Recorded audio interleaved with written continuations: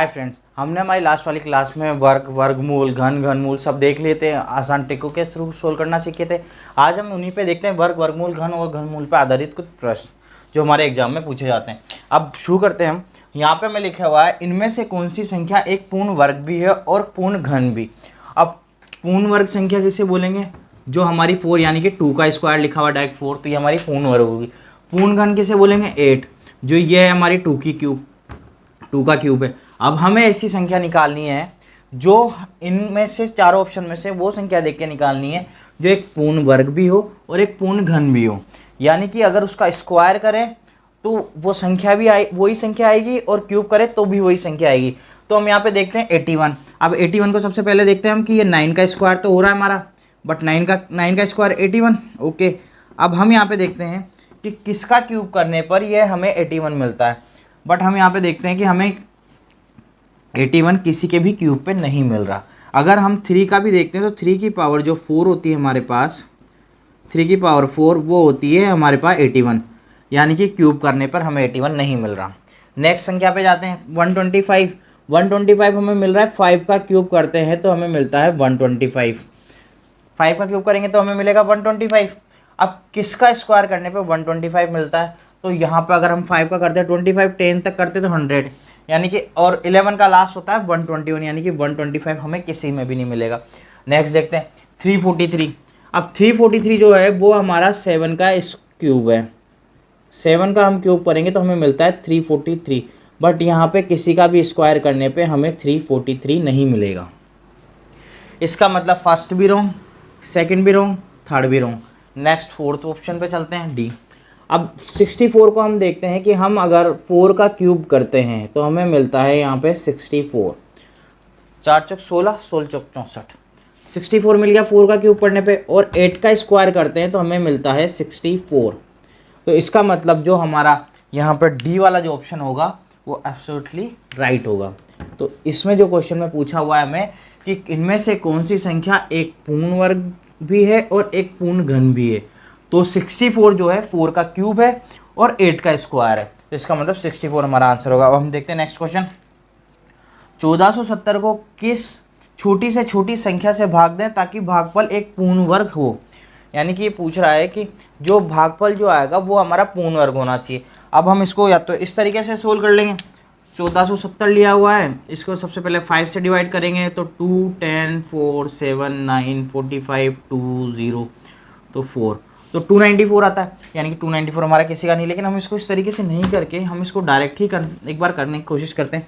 हम देखते हैं 5, 2, 4 बचा, 7, 9, तो 29 आगे आ गया। तो यानी कि पीछे की तरफ कुछ भी आएगा तो हमारा 29 का हो नहीं सकता किसी भी तरीके से 5 से। नेक्स्ट लेते हैं 6। अब 1476, 12, 2, 6 चौक 24, 3, 0, 6 पंजे 30, 30, यानी कि 245 आ रहा है 6 का, तो वो भी नहीं हो सकता। 15 को देखते हैं।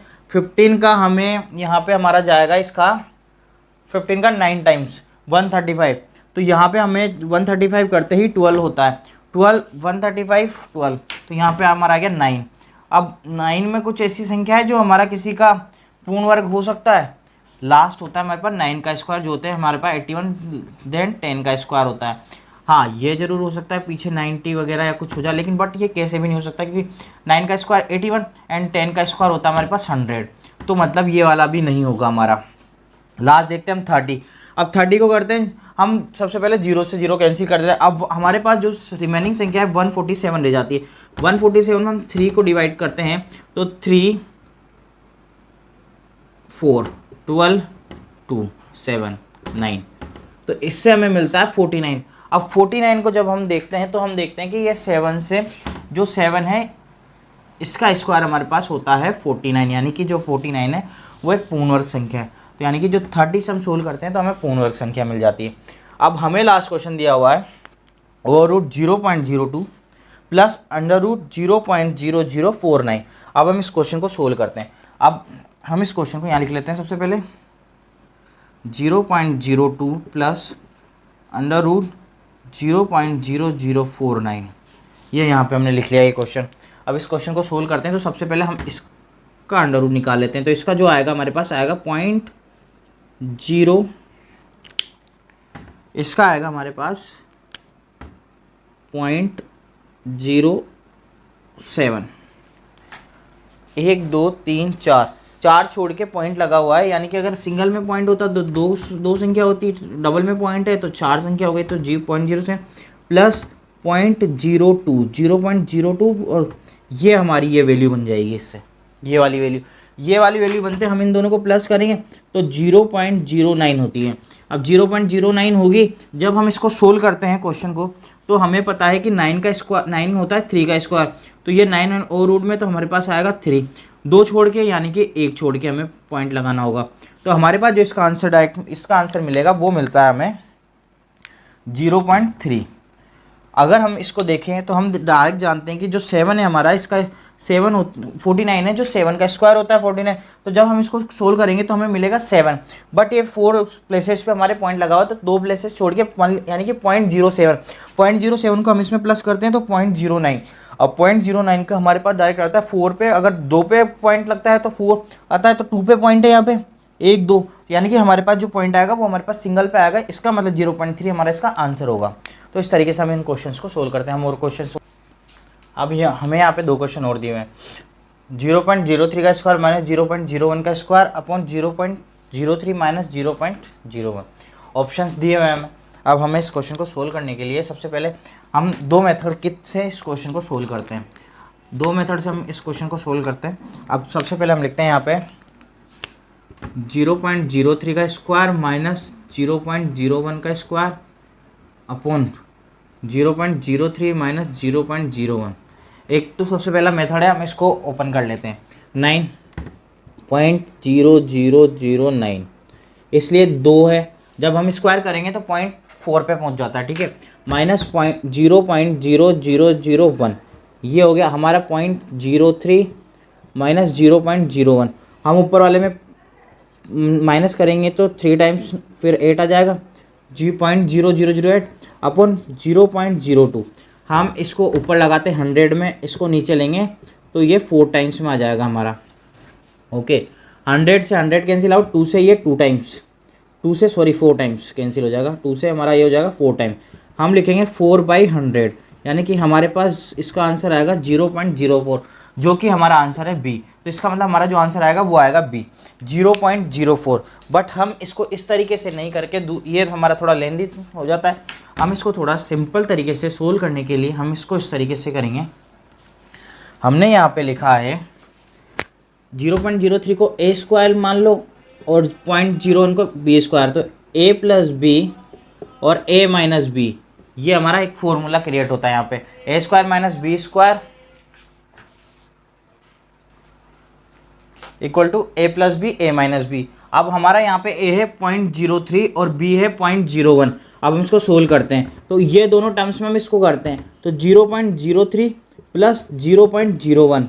ओके, ये फर्स्ट वाली होगी 0.03 माइनस 0.01, ये हमने लिख दिया डायरेक्ट इस फॉर्मूले के थ्रू, और नीचे लिखा हुआ 0.03 माइनस 0.01।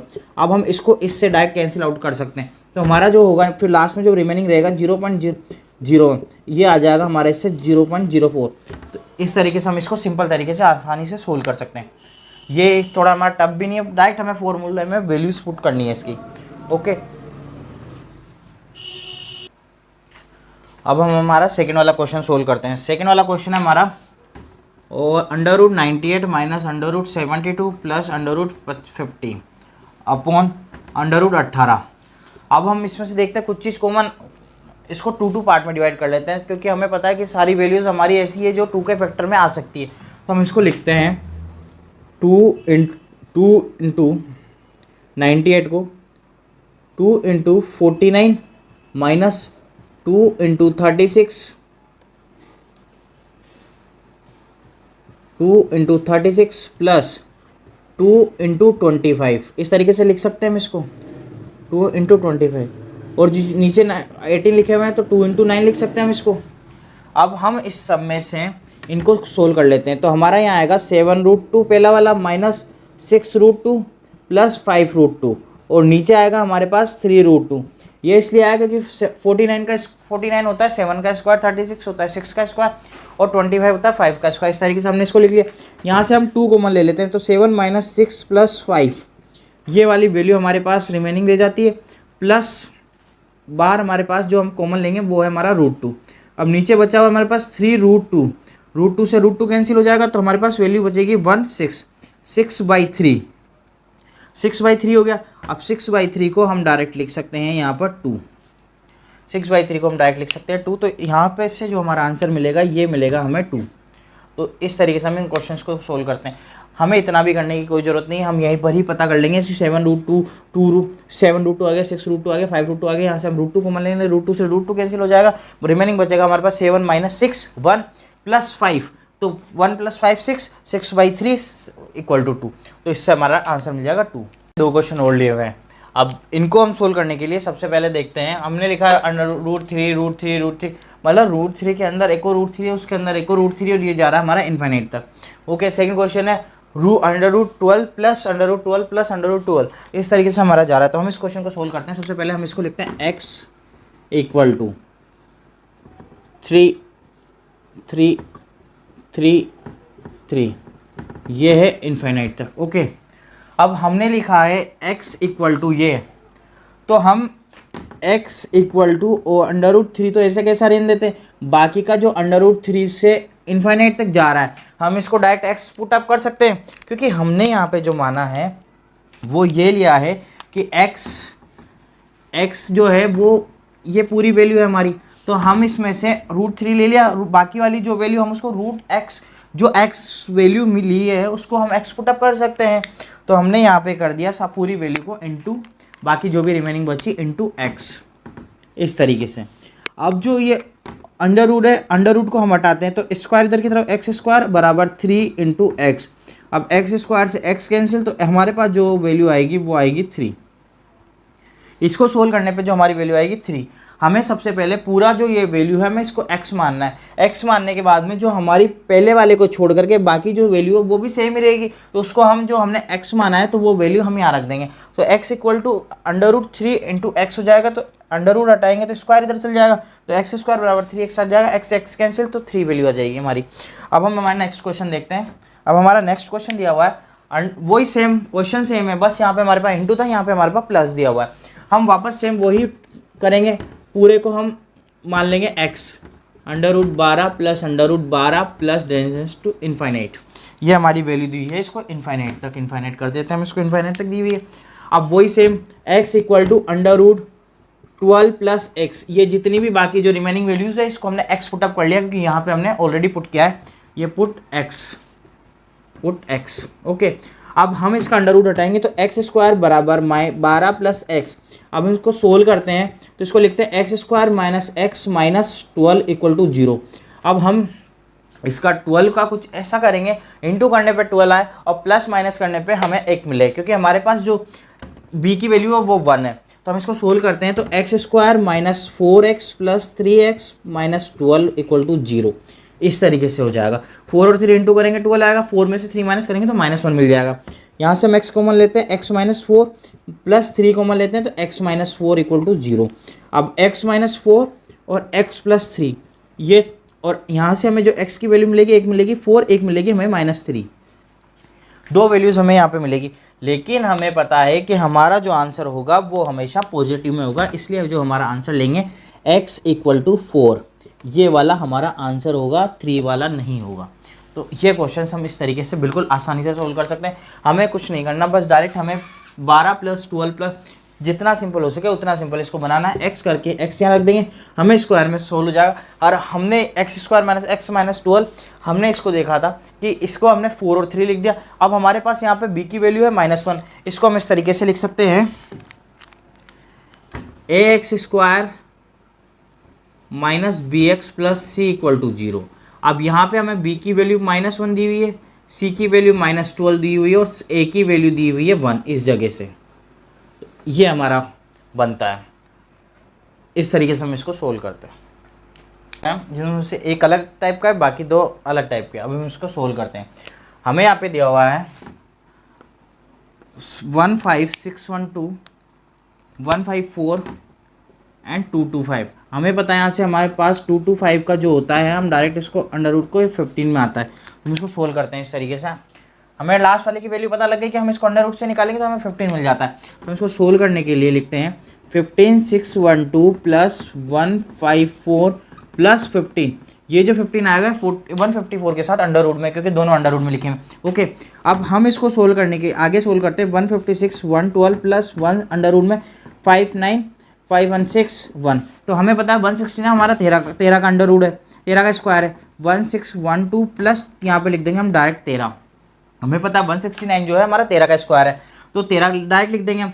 इसके आगे हम सोल्व करते हैं, दोनों को प्लस करेंगे तो 52651। अब हमारे पास जो वैल्यू आई है 15625।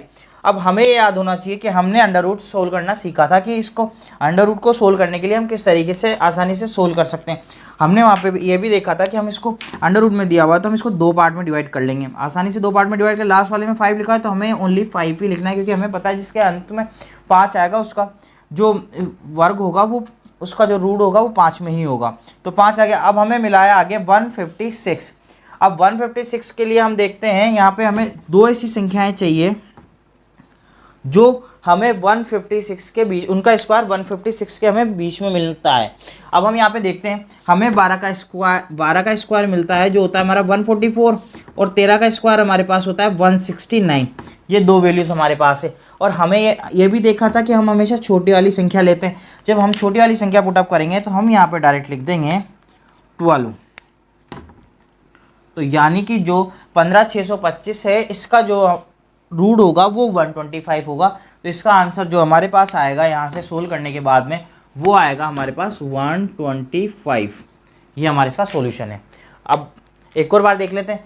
225 का हमें पता है, इसका हमारा 15 का स्क्वायर होता है 225, तो हम यहाँ पे इसको डायरेक्ट 15 लिख देंगे। तो 154 प्लस 15 होता है 169। 169 होता है हमारा 13 का स्क्वायर, तो हम डायरेक्ट यहाँ पे 13 लिख देंगे। 15612 में 13 प्लस करेंगे तो 15625 होगा।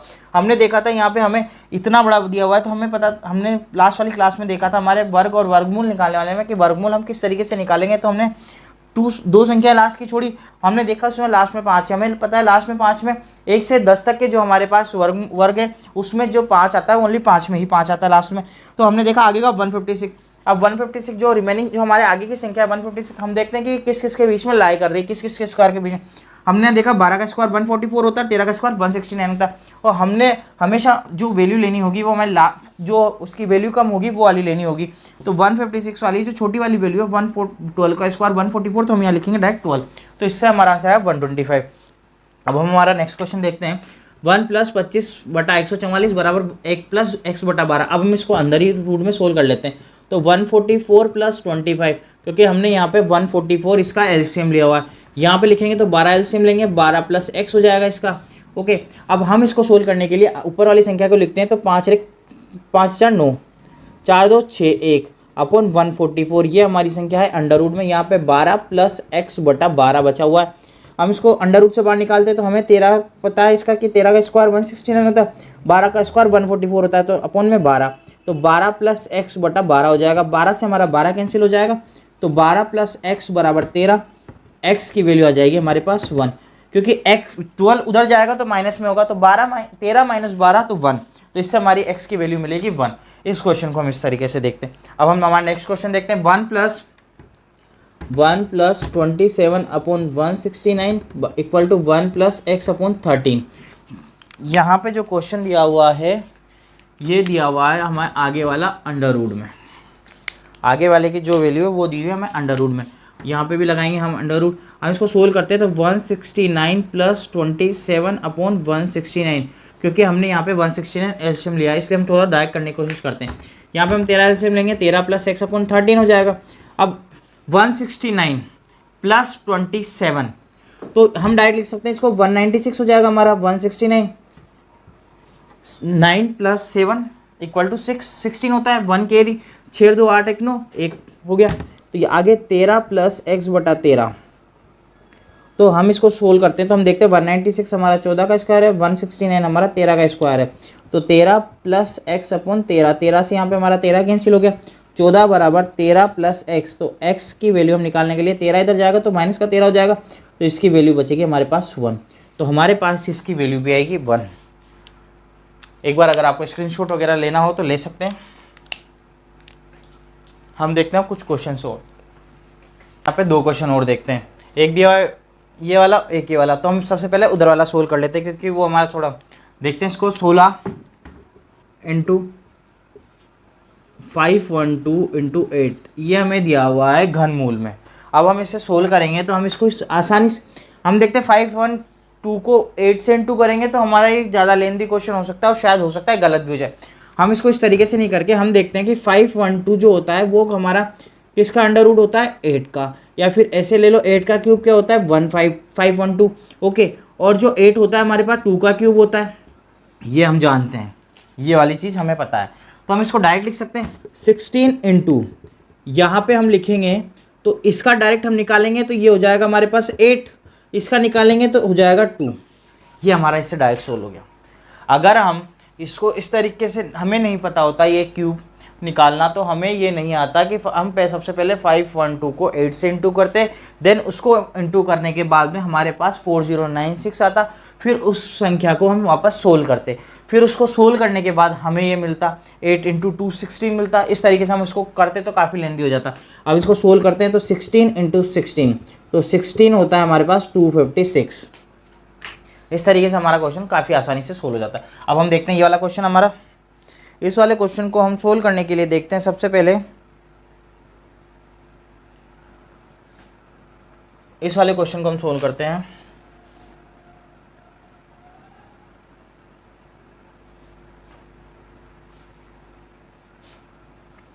इस वाले क्वेश्चन में देखो 21 + 11 + 25। अब वापस वही इसकी वो कड़ी पकड़नी है जहाँ से हम इसको स्टार्ट कर सकते हैं। हम देख रहे हैं 25 दिया हमारे पास पता है 5 का स्क्वायर होता है, तो अंडर रूट में 21 प्लस अंडर रूट में 11 प्लस यहाँ पे हम डायरेक्ट लिख देंगे इसको 5 का स्क्वायर 25।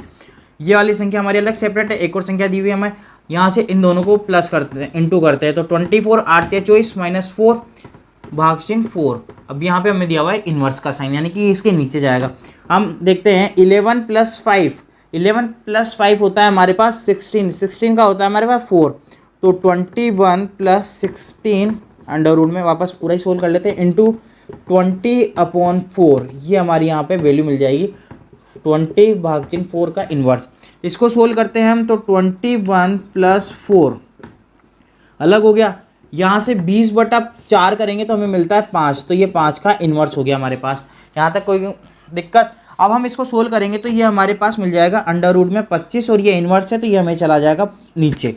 हम 25 का अंडर रूट निकालेंगे तो हमें पता है कि 5 का स्क्वायर होता है 25, तो 5/5 कैंसिल आउट, तो हमें इसका आंसर मिल जाएगा डायरेक्ट 1। इस क्वेश्चन में हमें ओनली ये पकड़ना होता है कि हम इसको कहाँ से सोल्व करें, क्योंकि हमें दिया सबसे पहले 25, तो हमें पता है 5 का स्क्वायर होता है 25, तो हम यहाँ 5 लिख देंगे। 5 + 11 होता है 16 और अंडर रूट में दिया तो 16 4 का स्क्वायर होता है, तो 4 हम निकालेंगे तो 21 + 4 25 होते हैं। 25 का हमें पता है कि 5 का स्क्वायर होता है, तो हम 5 लिख देंगे। यहाँ पर 3 इंटू 8 करेंगे तो 24 - 4 20 हो जाएगा, अपोन में 4 है, 4 5 हो जाएगा, तो इसका आंसर 1 मिल जाएगा। इस वाले क्वेश्चन को हम एक बार वापस देख लेते हैं। 16 इंटू √3 512 इंटू 8 का क्यूब रूट दिया हुआ है हमें, तो 512 इंटू 8। अब हमें 512 का पता है कि 8 का क्यूब होता है, तो हम डायरेक्ट इसको लिख देंगे इस तरीके से 8। अब 8 का पता है कि ये 2 का क्यूब होता है 8, तो हम डायरेक्ट लिख देंगे 2। तो 8 × 2 = 16 16 16 256। तो इस तरीके से हमारे क्वेश्चन सोल्व होता है। आज के लिए इतना ही। हम कुछ ये महत्वपूर्ण क्वेश्चन हमारी अगली नेक्स्ट वाली क्लास में भी जारी रखेंगे। आपको हमारा सेशन कैसा लगा? अगर आप नए हैं और सब्सक्राइब नहीं किया है तो कृपया सब्सक्राइब करें। Thank you.